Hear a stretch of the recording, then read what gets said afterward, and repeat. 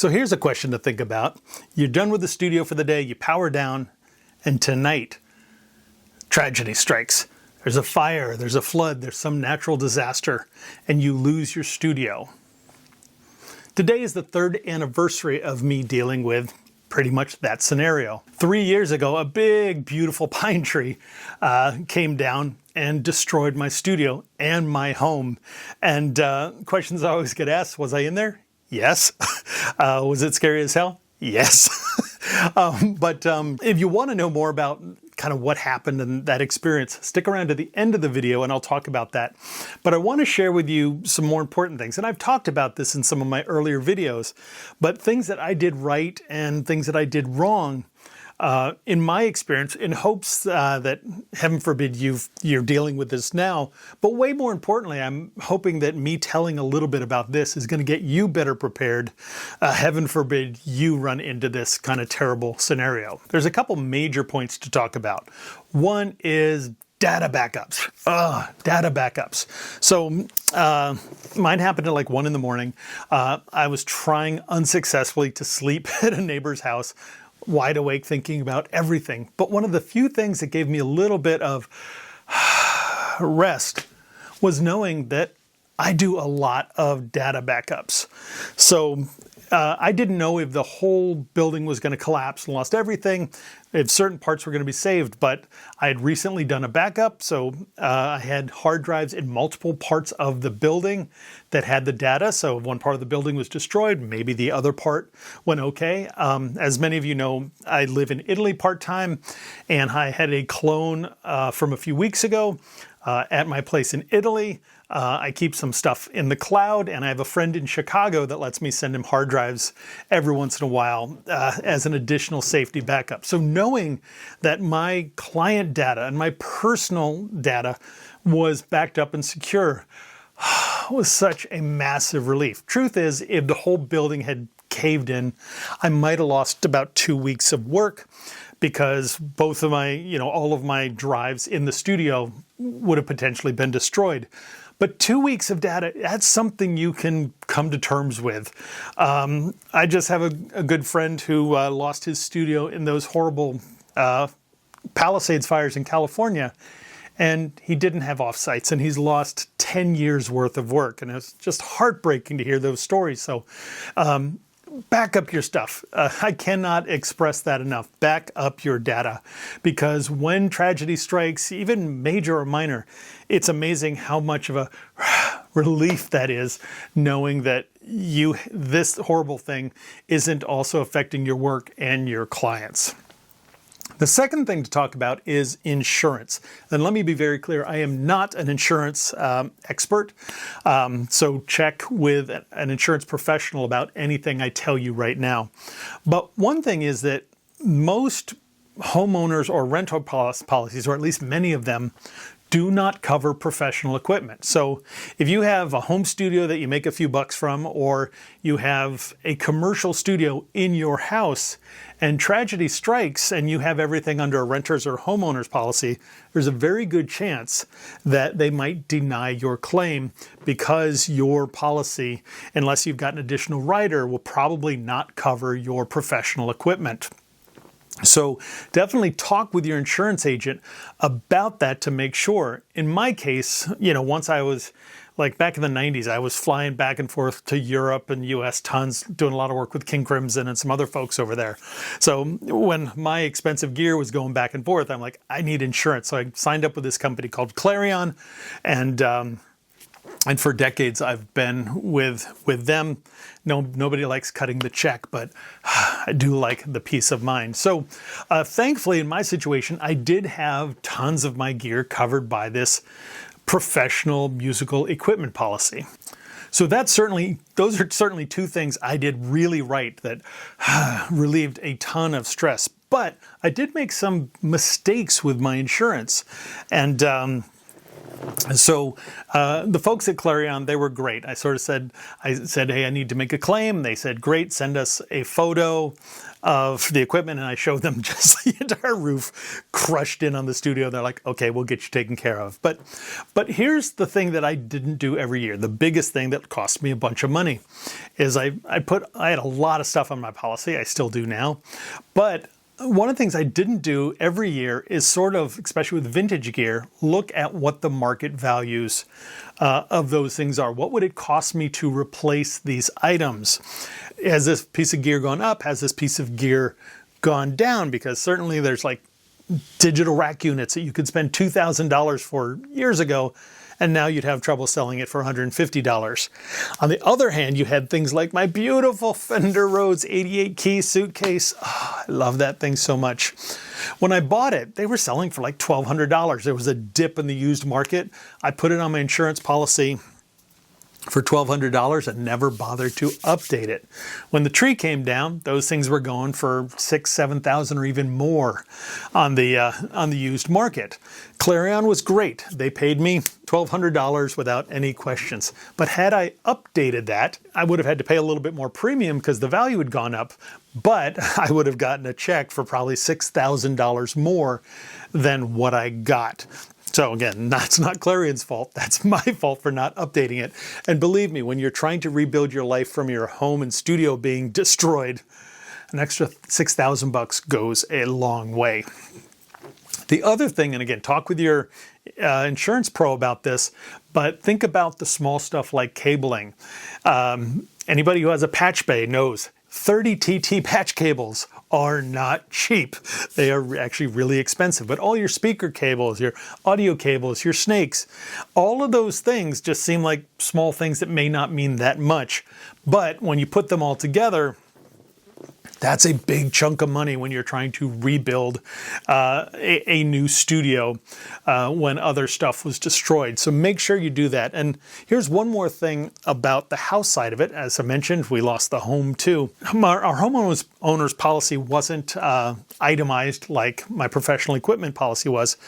But one thing I recommend you do, and this is whether you have a studio or not, is take a little cell phone and just videotape your house. The stuff in your house, open the closets, see how many shirts you've got, how many dishes and wine glasses do you have. Because when you're having to try and recreate in your mind the stuff you own, it's pretty difficult.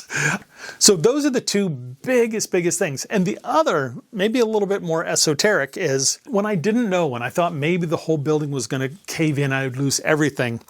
It was kind of interesting to realize that I'll be okay. You know, just professionally, I'll rethink this. Again, if I lose a whole bunch of this gear, I'll find a new way of working that will work for me. Maybe it'll spark new ideas and maybe be helpful. So the one thing is realizing when I might have lost everything that what really matters is kind of my skills and that there would be ways for me to sort of continue forward.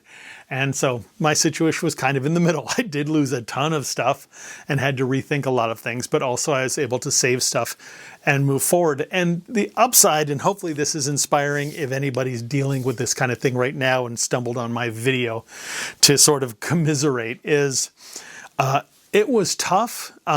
It was a lot of hassle, a lot of heartache, a lot of expense, a lot of things, but truth is, we're in a really good situation, me and my partner.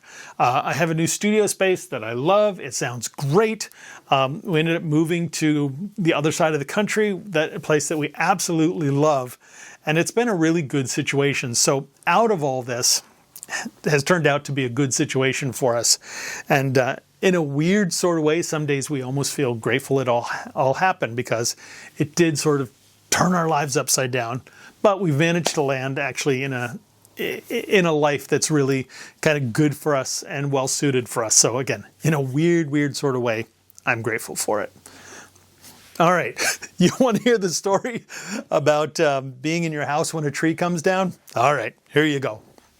So my last place was in the Los Padres National Forest in the mountains about 90 minutes outside of Los Angeles. And the house was about 5,500 feet above sea level. It's a beautiful community called Pine Mountain Club. And we had gotten a bunch of snow. We had about 5 feet on our property. Some of our neighbors, a little higher elevation, had 6 or 7 feet on their property. So we got a ton of snow. And then that was followed by a few warm days with rain. Hey, and then that was followed by a day with winds about 65 miles an hour, about 100 kilometers an hour. So we had this big, gorgeous, beautiful tree next to the house. Her name was Bella. We loved her. And she decided to come down. The water, the ground was so soft from all the rain and the snow and the heavy winds, and she decided to come down. But this is what happened before she came down. So in my studio, the first floor of the house was our home, and the second floor of the house was my studio. And it was a really good situation. And I had this lazy boy, had this lazy boy chair where I'd kind of sit, and that's where I'd get caught up on my emails and do biz work. So I was there, and my partner was out of town at the moment. And so I'm sitting there for a couple hours catching up on emails, writing, and doing that kind of stuff in the lazy boy, and decide it's time to split. So check out this photo here. That arrow there, that is the lazy boy that I was in. So when the tree came down, half of the lazy boy went down into the kitchen. That's where I had been for a couple hours. The extra kind of lucky part of this too is where that lazy boy was. When the tree came down, had I still been there, even if I was able to jump out of the chair and get away from the tree, there was actually no other exit for me. The only way I could have gotten out would have been to jump out a second-story window. And 1 in the morning, there was nobody around to yell to or anything like that. So, thankfully. So anyway, I went downstairs and sat on the couch and started watching TV for an hour, just chilling out, and decided, time to go to bed.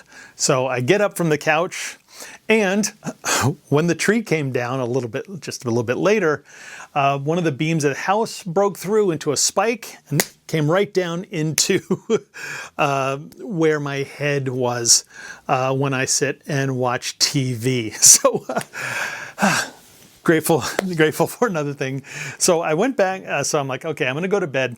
I went back into the kitchen, which is in the center of the house, and there was a bunch of dirty dishes, and I thought, I got to do some dishes. And I thought, yeah, I got to do dishes, but my partner's not back for another day or two. I can clean the dishes in the morning. So I decided not to clean the dishes. Maybe that saved my life. So anyway, I went back into the bathroom at the back of the house, and I started brushing my teeth. And all of a sudden I heard a big CD rack fall over. And we have huge CD collection, thousands of CDs, and I heard the rack fall over. And I'm brushing my teeth thinking, oh crap, it's going to take like 3 days to put all those back in order again. I wish that had been the problem. So actually what I heard next was just like crunching and grinding sounds. And immediately I kind of knew what was happening. I knew it was Bella. I knew she had come down. And, you like to think that in crisis, okay, I'd be like an action star and just jump into action and do the right thing. The truth is, all I remember is, kind of looking what was happening and just hearing it happening, covering my head, just literally going, oh no, oh no, oh no, oh no, oh no, oh no. So I was not a big action hero at all. So, but it seems what happens was that what had happened is the tree came down rather than smash like that.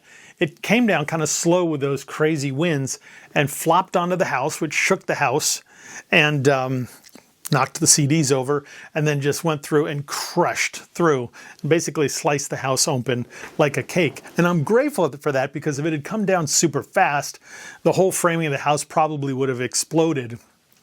And the bathroom where I was brushing my teeth actually got completely unscathed. It was completely fine.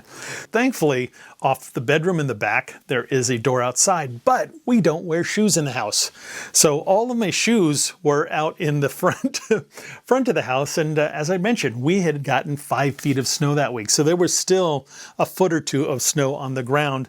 And I had to run out in just some cotton slip-ons through the snow over to a neighbor's house and bang on their door their door at 1 a.m. And thank God my neighbor had the exact same shoe size as me. He let me borrow some boots. But anyway, it went on from there. So literally, had I been almost anywhere else 4 minutes early, had this happened 4 minutes earlier, I'm not sure I would be here making this video for you, but thankfully I decided not to wash the dishes, and I was able to go back and be brushing my teeth while the tree came down. And and truth is, it was a rough thing to go. There's no way to sugarcoat it. It was a rough thing to go for. I had trouble sleeping for a year after it and all of that. But the funny thing is, in a weird way, I was in a great mood that whole month after it happened, because there was so many people that just showed up, came out of the woodwork to help. Both the people in my small town in California, but people from around the world. So many people reaching out and trying to see how we can help. And it was like standing in front of a fire hose of the best of humanity. And so in the middle of this terrible, terrible situation, it was actually kind of beautiful, because I really got to see the best side of the people. And so again, it was a really rough experience, but had a lot of really beautiful aspects to it. And if you ever see me personally, you can ask me some stories about what happened when the bears took over the house after the fact. It was kind of funny and very unique. So that is it. I hope this little bit, hearing my story, might get you thinking about being prepared. Heaven forbid something like this ever happen to you. All right. That's it for now. I'm Ronan Chris Murphy, and thanks for listening.